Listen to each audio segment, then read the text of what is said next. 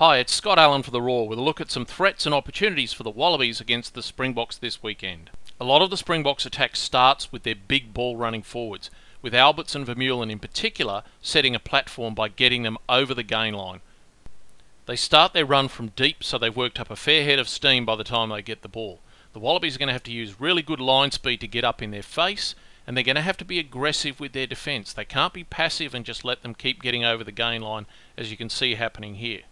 But they'll have to be careful not to become too fixated on just these big ball runners, because as soon as defences do, the Springboks play out the back behind them to wider options. Now normally you'd expect that with big bulky forwards like the Springboks have, that they'd be a little slow getting around the park, and that may provide an opportunity. Surprisingly, the Springboks back row is very mobile, and we'll see an example of it here. The ball's been shifted a fair way across the field from that scrum, but on the second phase you'll see that the Boks have been able to get a lock, and two of their back rowers ready to come around the corner and take the ball on the second phase if required. It's a fair effort to cover that amount of ground coming out of a scrum. Rather than give the ball directly to the forwards off the 9, the play is out to Stain at 10 and then back inside. From the end on shot you can see that those three forwards as they come around are moving at a fair rate. When they take the ball they're going to be very hard to stop. As it is, the Boks go outside and then back in, and it's not good defence from Argentina.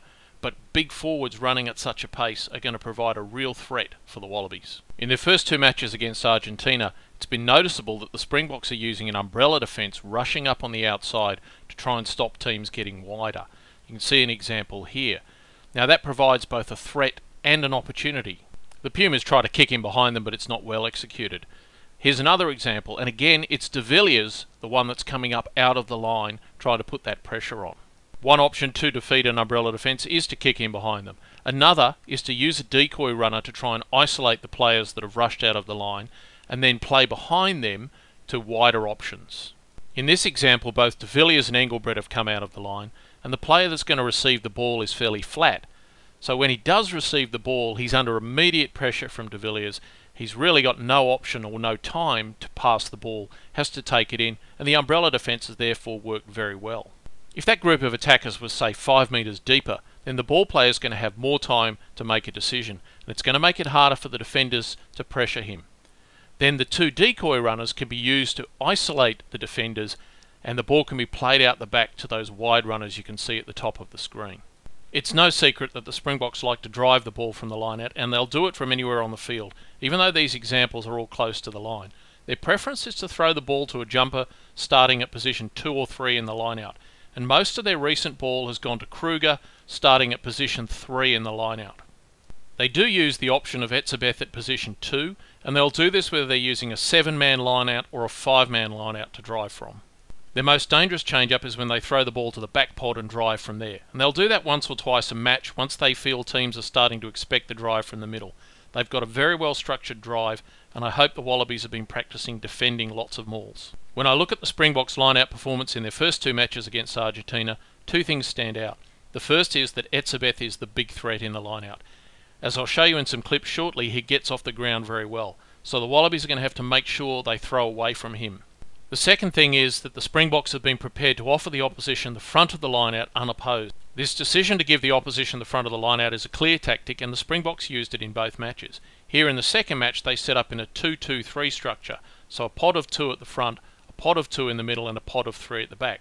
This time the Pumas' back pod drops back as a ball running option, the ball's brought to ground at the front, then the halfback finds those forwards that have dropped out of the back pod. The aim here is to tie up the Springboks back row on the first phase so they can't get out into the back line, and therefore replicate the sort of field position you get by throwing to the back of the line out. Of course, the disadvantage is the Springbok backline has been able to advance forward. Which brings us to the question of what you can do with ball delivered from the front of the line out as opposed to ball from the back of the line out. There's no doubt that it's advantageous to have good clean delivery at the back of the line out if you want to play with width, but that doesn't mean you can't play with width if you deliver at the front. Here's a good example from the Cheetahs match against the Brumbies in the recent Super Finals.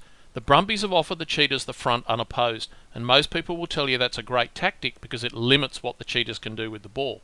But as you can see here, the ball delivered right at the front of the line out, and even though Kimlin and the other Brumbies are starting to go through and pressure, a good pass from the halfback does allow the Cheetahs to play with width. Now here are some more examples, this time from the Springboks, where they use a 4-man line-out and throw to the front of the line-out to Etzebeth. Even though the Pumas have marked up at the front, they do this by relying on the fantastic speed off the ground of Etzebeth. From this line-out, Staines going to use a pod of 3 forwards to take the ball up in midfield. But even though the ball's been delivered at the front, he's got plenty of time and space to play out the back and use the wider option if he wants to. This 4-man line-out with Etzebeth getting the ball at the front is a tactic the Springboks have used a fair bit in the last 2 matches. It's an interesting starting position because both Etzebeth and the front lifter are down in position ready to launch, so the Pumas know with high probability that's where the ball's going. But Etzebeth is so quick off the ground that the Springboks have designed their line-out play around his capabilities. So rather than seeing ball delivered from the front of the line-out as a limitation, the Springboks are showing that you can either play wide or play close with ball delivered from the front and designing specific plays for it.